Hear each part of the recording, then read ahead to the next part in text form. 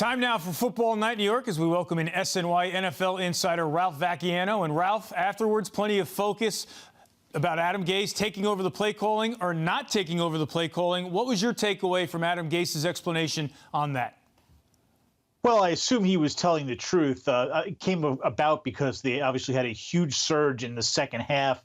They had 82 yards in the first half, 200 and something in the second half. So it looked like there had been some sort of change, and it looked on TV as if Adam Gase was calling the plays. But what he said was that Dow Logans was actually still calling them, but their convoluted way of doing it is Logans calls the play, then Adam Gase repeats it into the microphone that goes right into the helmet of the quarterback. So it seems like a strange, unnecessarily complicated way of doing it. But honestly, if that's the way they're doing it, I can only assume he's telling the truth.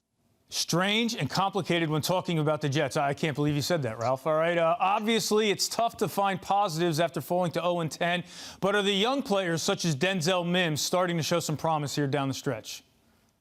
Yeah, I think they are. I think this is the best thing about this Jets team, and I understand we're kind of reaching for things here because it's not like Denzel Mims really lit things up.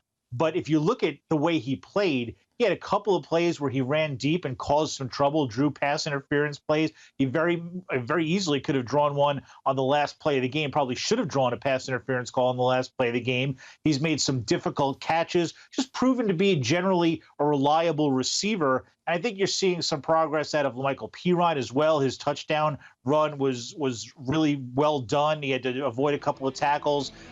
He is now he's got an injury, but assuming he's healthy, he's somebody who's going to get a lot of play down the stretch. You know what Mekhi Becton can do. Even as the secondary was kind of shredded by Justin Herbert, Bryce Hall in just his second game had some good moments. So there are some good young players and good pieces in place. If you want to look beyond the final scores and all the losses, there's some reason for hope. All right, Ralph, let's move over to the Giants, who still created headlines despite being off this week. You have a column up now on SNY.TV with more on the firing of offensive line coach Marc Colombo. So what are the latest details?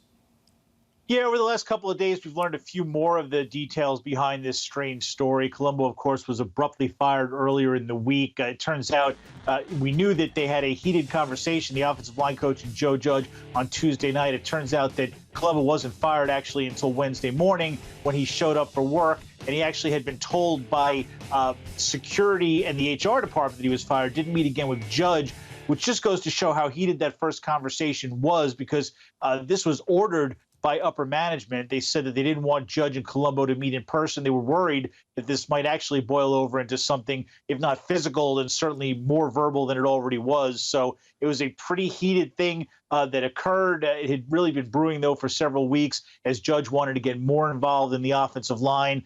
He obviously wanted to hire an assistant to come in and help coach the offensive line, and Colombo didn't want any part of that. So it's going to be very interesting as we're going to hear from Judge for the first time on Monday. And everybody's kind of looking forward to how he's going to handle it and whether he can put this in the rearview mirror, because the Giants, as you know, they're right in the thick of this NFC East race and they don't need any distractions down the stretch.